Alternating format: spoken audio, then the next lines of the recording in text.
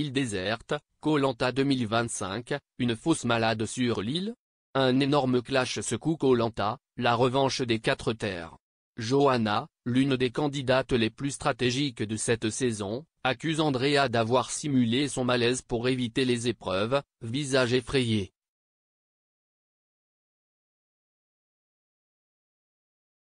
Feu, la rivalité explose.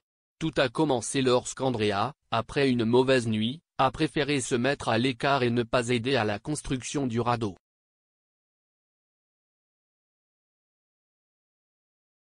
Une décision qui a immédiatement irrité Johanna, qui a vu cela comme une excuse pour se reposer pendant que les autres travaillaient.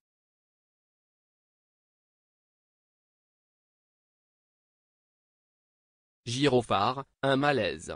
Ou une stratégie?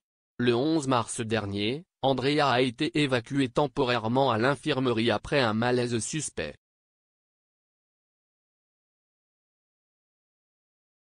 Depuis, Johanna ne cache pas ses doutes, je me demande si son extrême fatigue est réelle ou pas.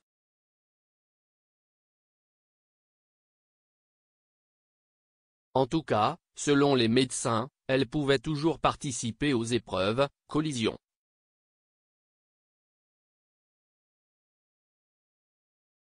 Pas digne d'un aventurier. Johanna est catégorique, elle pense qu'Andrea a exagéré sa fatigue pour éviter les tâches les plus dures.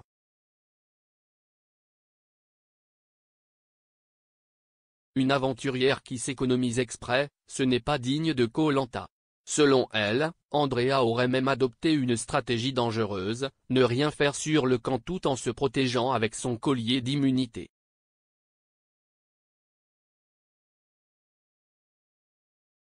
Collision, une tension à son comble. Les deux candidates, au caractère fort, semblent irréconciliables.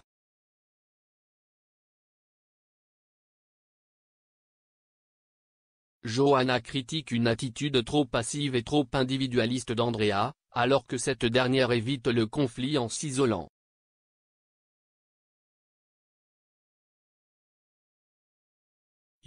Quel sera le dénouement?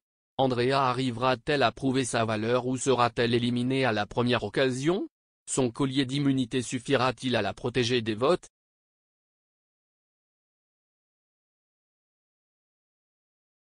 Mégaphone, dites-nous en commentaire, Andrea a-t-elle vraiment simulé son malaise ou Johanna va-t-elle trop loin? Visage pensant, flèche bas.